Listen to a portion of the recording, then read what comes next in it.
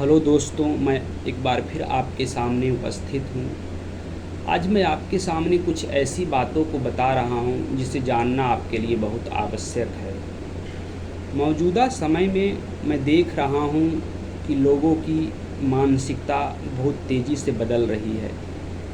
लोगों के मन में तरह तरह के विचार आते हैं और वह इन विचारों को अंतिम मान लेते हैं। लेकिन मैंने जो महसूस किया और मैं जो आपको बता रहा हूँ शायद सही भी हो सकता है या गलत भी, लेकिन मुझे लगता है कि कोई भी विचार पूरी तरह से सही नहीं होता है और कोई भी विचार पूरी तरह से गलत नहीं होता है। आज के दौर में राष्ट्रवाद का नारा बहुत तेज़ी से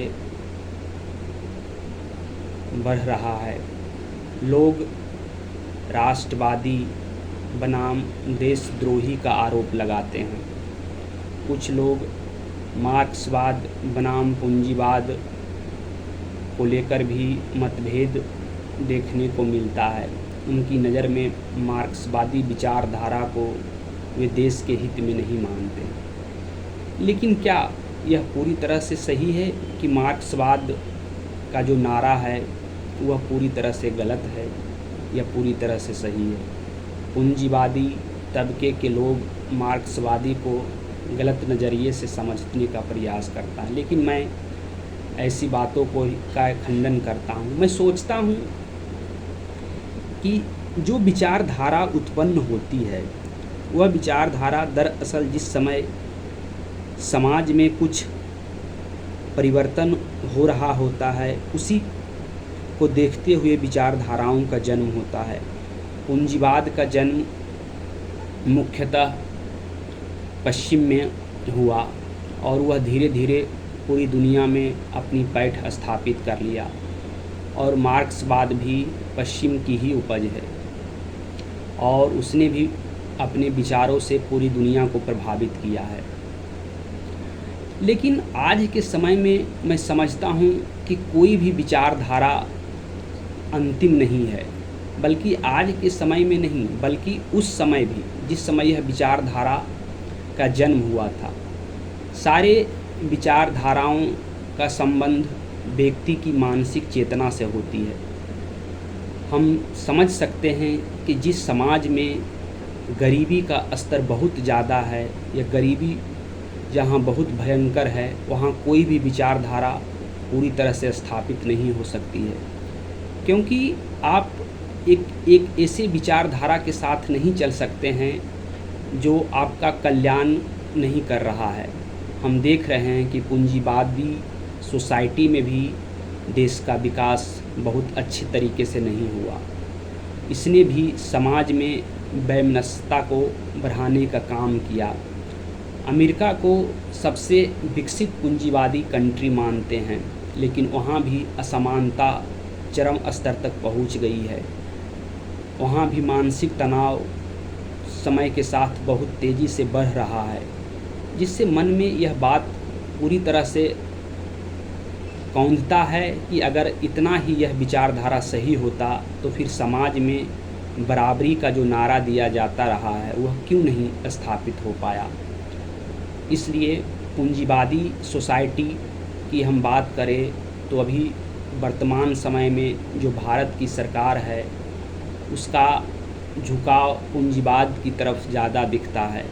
लेकिन यदि देश की वास्तविक स्थिति को हम समझने का प्रयास करें और कोरोना काल के बाद का समय को यदि हम बहुत सूक्ष्म तरीके से देखें तो उसमें बहुत अंतर दिखता है, क्योंकि हमने देखा कि जितने भी सरकारी संस्थान थे या निजी संस्थान थे सभी ने कोरोना में सही तरीके से काम नहीं किया।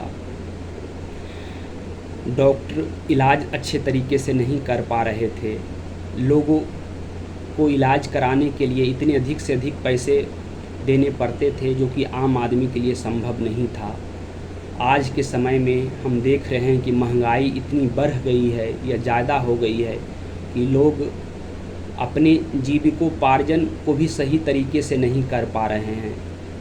बढ़ती जनसंख्या के कारण या गरीबी के कारण लोग गांव से शहर की तरफ आते हैं, लेकिन शहरों पर बढ़ता बोझ एवं पर्यावरण प्रदूषण के कारण गरीब तबके के लोग शहर में भी अपने जीवन को अच्छे तरीके से नहीं जी पा सकते हैं। उन्हें भी आर्थिक विपन्नता का सामना करना पड़ता है। तो फिर हम क्यों पूंजीवाद का नारा देते रहे कि पूंजीवाद ने समाज में बहुत अच्छा सुधार किया है। अब हम आते हैं मार्क्सवाद पे। मार्क्सवाद की जो विचारधारा है उसके मूल में यह है कि इस विचारधारा का अंतिम लक्ष्य है कि समाज में राज्य की ज़रूरत नहीं है या कोई भी राष्ट्र में राज्य नहीं होगा, बल्कि समाज में बराबरी का माहौल होगा, यानी सभी लोग बराबर होंगे। उन्हें हर बेसिक चीज़ मुहैया कराई जाएगी जो उनकी ज़रूरत है। इसके लिए उन्हें कोई पैसा देना नहीं पड़ सकता है, बल्कि सभी सरकारी संस्थानों पर सरकार का नियंत्रण होगा, कोई भी निजी संस्थान नहीं होंगे। लेकिन यह भी विचारधारा पूरी तरह से सही साबित नहीं हुआ। हमने देखा कि रसिया में जो क्रांति 1917 में लेनिन के नेतृत्व में हुई, वह उस समय तो सफल रही, लेकिन धीरे धीरे उसका स्वरूप भी 1950 तक आते आते बदल गया। जब नेतृत्व दूसरे हाथों में मिला, स्टालिन हो या कोई अन्य नेता, लेकिन उन्होंने जो विचारधारा का मूल था उसमें काफ़ी बदलाव ला दिया। हम रसिया को पूरी तरह से कम्युनिस्ट देश नहीं मान सकते हैं। उसने भी वहाँ भी लोगों का खूब शोषण किया गया। लाखों की संख्या में स्टालिन ने हत्या करवा दी। अपने हितों को वरीयता देने के लिए उसने निर्दोष जनता का बलिदान दे दिया। तो फिर मार्क्सवाद या समाजवाद भी पूरी तरह से अंतिम यथार्थ नहीं हो सकता है। हम वर्तमान समय में चीन को समझ सकते हैं। चीन पूरी तरह से एक दलीय सरकार वहाँ है। वहाँ की सत्ता पर कम्युनिस्टों का ही वर्चस्व है और काफ़ी लंबे समय से एक ही पार्टी शासन कर रही है। वहाँ भी समाजवादी व्यवस्था लागू नहीं हो पाया। एक दल की जो सरकार सत्ता में आती है, उसका जो नेतृत्व करता होता है वही सत्ता पे काबिज हो जाता है और लंबे समय तक वही शासन करता रहता है। तो फिर क्या बदलाव हुआ? क्या दूसरे को मौका मिल पाएगा? इस तरह से अगर शासन की प्रणाली कायम रही तो दूसरे लोगों को मौका ही सत्ता पे नहीं मिलता है शासन करने का। एक ही पार्टी के एक ही जो मुख्य नेता होते हैं 30 बरस 40 बरस तक प्रधानमंत्री या राष्ट्रपति की कुर्सी पे काबिज रहते हैं। यह बिल्कुल ही मार्क्सवाद का मूल स्वरूप नहीं था। लेकिन लोग अपने हितों को सही करने या सही साबित करने के कारण ऐसे काम करते हैं। इसलिए मैं मानता हूँ कि कोई भी विचारधारा सत्य नहीं है। एक बात जो मुझे मेरे मन में हमेशा कचोटता है या कह सकते हैं कि रौंदता है, मुझे हमेशा लगता है कि यह कुछ भी यहाँ सत्य नहीं है।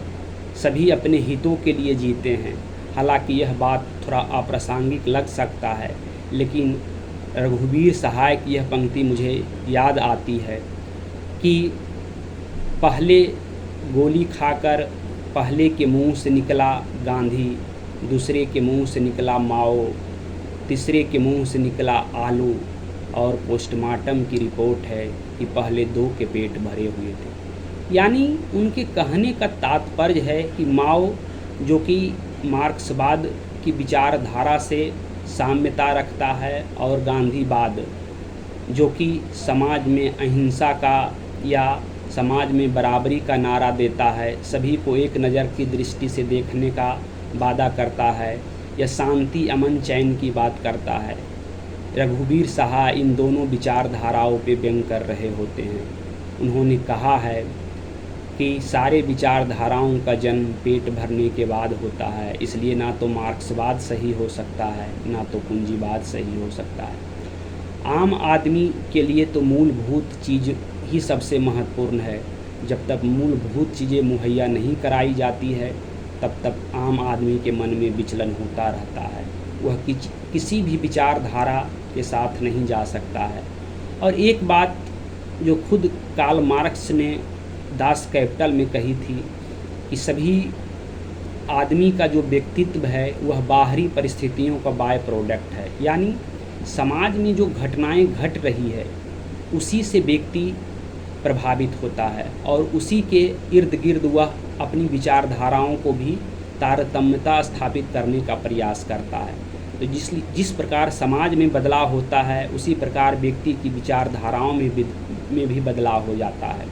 इसलिए यहाँ कुछ भी अंतिम सत्य नहीं हो सकता है, लेकिन हाँ, हम इतना ज़रूर प्रयास कर सकते हैं कि सुधार का काम हर दौर में, हर समय में होना चाहिए, तभी जाके बदलाव की नींव रखी जा सकती है। आज के समय में हम देखते हैं कि लोगों में जो है पेशेंस यानी कि धैर्य खोते जा रहे हैं। वह हताशा, निराशा मन में लिए हमेशा काम करते हैं। उनके मन में एक अजीब सा डर व्याप्त है कि आगे क्या होगा। वास्तव में उनके डर का जो मूल कारण है, अगर मैं समझता हूँ तो यह गरीबी है। गरीबी व्यक्ति को हर प्रकार से नपुंसक बना देती है। ना तो वह सही तरीके से परिवार के साथ रह सकता है और वह ना ही समाज के साथ रह सकता है। वह अपने आप को अकेला महसूस करता है। इसलिए सबसे पहली प्राथमिकता होनी चाहिए कि आप जिस भी समाज में रह रहे हैं उस समाज से गरीबी का जो यह दुष्चक्र है उसे पूरी तरह से ख़त्म करने का प्रयास कीजिए। इसके लिए सबसे पहली जो जिम्मेदारी है वह हमारे राष्ट्र निर्माता का हो सकता है, यानी जो सत्ता के केंद्र में है। उसके बाद फिर हमारी जिम्मेदारी है, तभी जाकर हम इस गरीबी के दलदल से निकल सकते हैं। अन्यथा ना विचारधाराओं के साथ हम तारतम्यता रख सकते हैं, ना समाज के साथ तारतम्यता रख सकते हैं। हम हमेशा कुंठित, अभावग्रस्त महसूस करते हैं। इसलिए मेरा अनुरोध है कि आप गरीबी के दुष्चक्र से निकलिए। जब तक आप इस चक्र में फंसे रहेंगे आप हताशा, निराशा में ही जीवन जीते रहेंगे। एक बार मैं अपनी बातों को ख़त्म कर रहा हूँ। मैं दूसरे दिन इसी तरह से कुछ अन्य विशेष समस्याओं को लेकर आऊँगा जो मौजूदा समय में व्यक्ति को सबसे ज़्यादा परेशान करता है। धन्यवाद। Thank you.